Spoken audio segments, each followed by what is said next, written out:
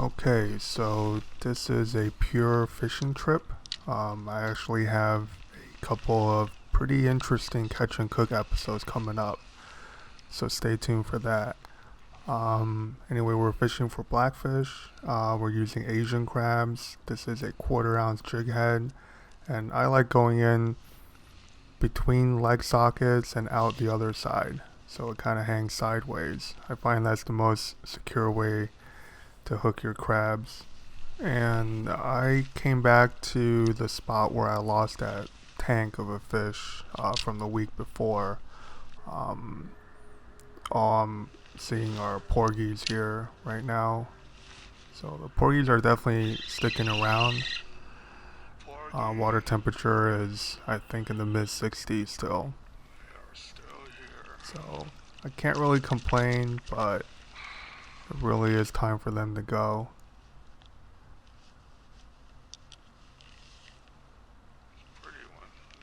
Nice colors on this fish.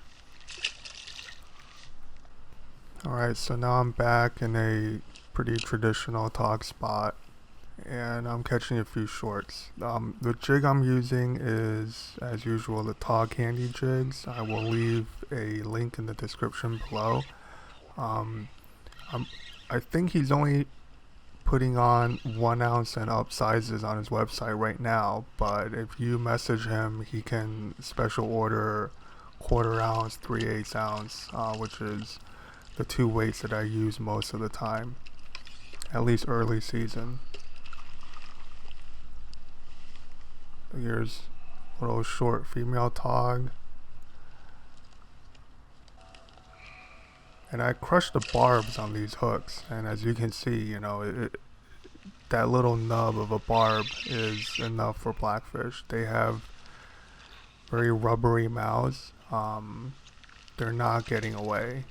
You know, when you crush a barb on a hook, it's not the same as going barbless.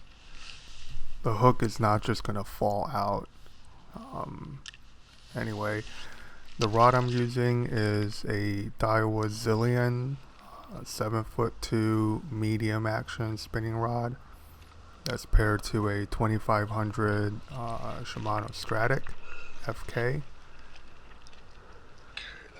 And it's a nice rod. It's a little outdated in terms of the blank and the taper. That's my opinion. It's a little heavy, but what's great about this rod is the foregrip, and that'll come into play later on in this video.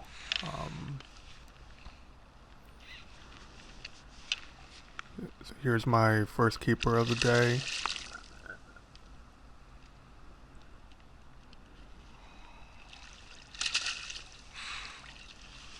And unfortunately it's another female, but this was the only one I quote unquote harvested that day. I did catch another keeper off camera because I was too lazy to swap batteries. That one went about 19.5 inches. This one was about 17 on the nose, and the other one was released. I'm only planning on keeping one or two per trip this season, if that.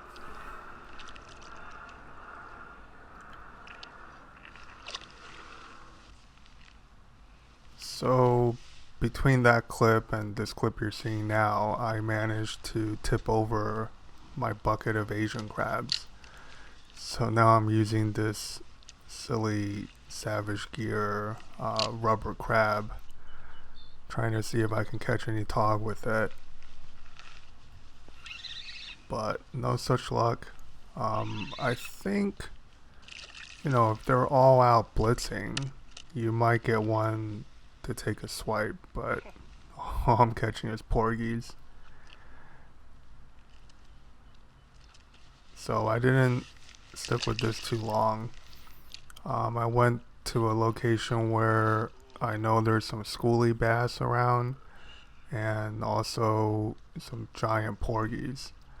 At least that was the case from a week ago. So here I'm using a 3/16 ounce gammy ball jig head. It has a 2-aught hook. This is what I use when I'm jigging porgies. And I have on a 5-inch Big Bite Baits jerk minnow, which by the way is one of my favorite jerk shads.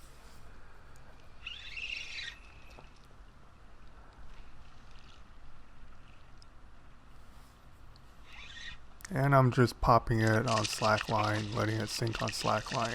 You'll see the retrieve a little better in the next couple of casts.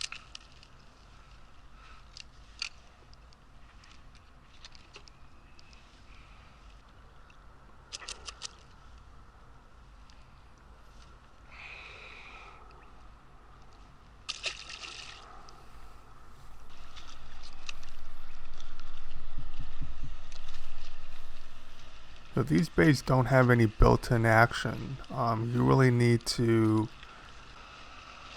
accelerate them through the water column and then let it sink on slack line. And if your jig head is light enough,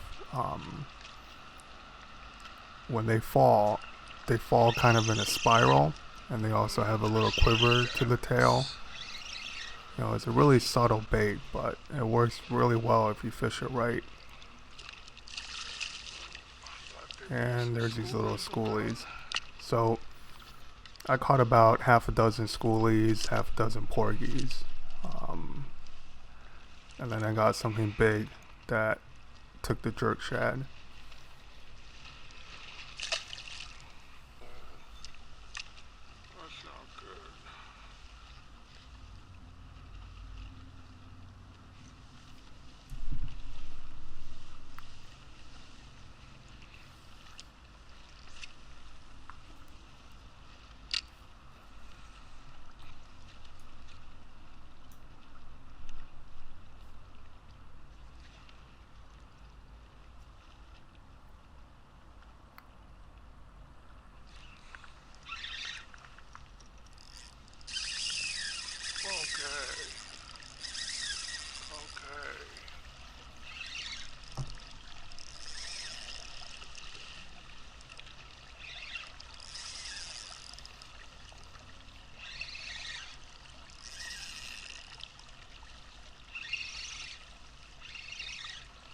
Bluefish, don't break off.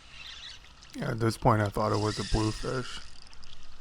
But I am babying this fight a little bit, not because of the rod or even the line. I'm using 10-pound braid to 15-pound for a leader, but it's really the jig hook. That's like a freshwater light wire hook, and I'm pretty happy with how it held up.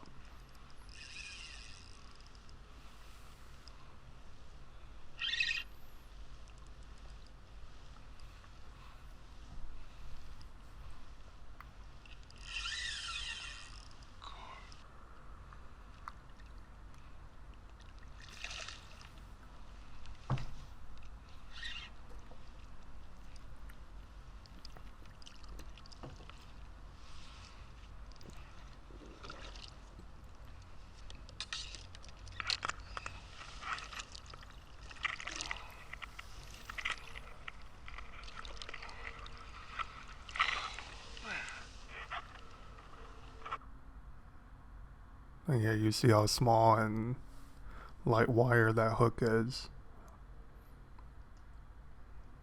But it didn't bend out, you know, it held up.